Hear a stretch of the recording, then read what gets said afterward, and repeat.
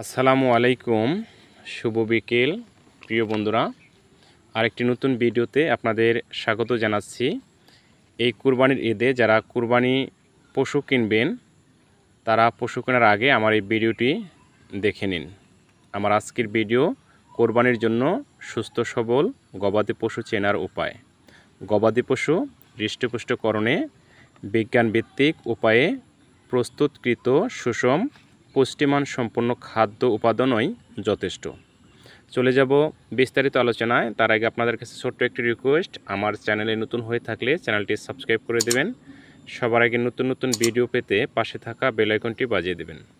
বন্ধুরা, যে কথা বলতেছিলাম কুরবানির জন্য সুস্থ গরু চেনার উপায়। নাম্বার 1, মুখের সামনে খাবার ধরলে নিচ থেকে জিহ্বা দিয়ে টেনে খাবে।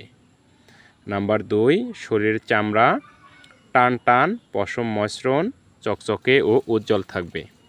নাম্বার 3, সবসময় কান ও লেজ নাড়াচাড়া করবে।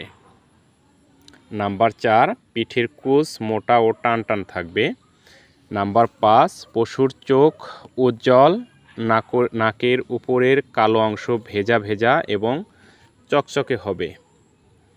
নাম্বার 6, পশু স্বাভাবিক প্রাণবন্ত থাকবে এবং জাবর কাটতে থাকবে।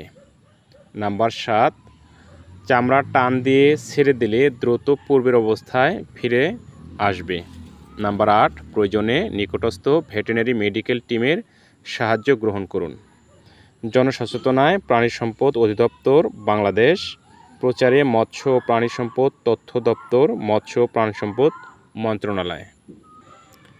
বন্ধুরা, এই ছিল আজকের এই ক্ষুদ্র আয়োজনে। কুরবানির পশু যারা ক্রয় করবেন অবশ্য একটি সুস্থ পশুর চেনার যে উপায়গুলো, এই বিষয়গুলো একটু খেয়াল করে আপনারা ক্রয় করবেন, নচেত প্রতারিত হবেন। নিখুঁত পশু ছাড়া কুরবানি হয় না, এটা সবাই জানেন। এই সময় নাক ফাটা, কান কাটা, শরীরের বিভিন্ন জায়গায় ফাটা, পা ভাঙা, এই সমস্ত পশু থেকে আপনারা বিরত থাকুন। কুরবানির পশু নিখুঁত পশু ক্রয় করুন, সুস্থ পশু ক্রয় করে কুরবানি করুন। সবাই ভালো থাকবেন, সুস্থ থাকবেন। কেমন লাগলো আজকের এই ভিডিওটি অবশ্যই কমেন্ট বক্সে আপনার মূল্যবান মতামত জানিয়ে যাবেন। আল্লাহ হাফেজ।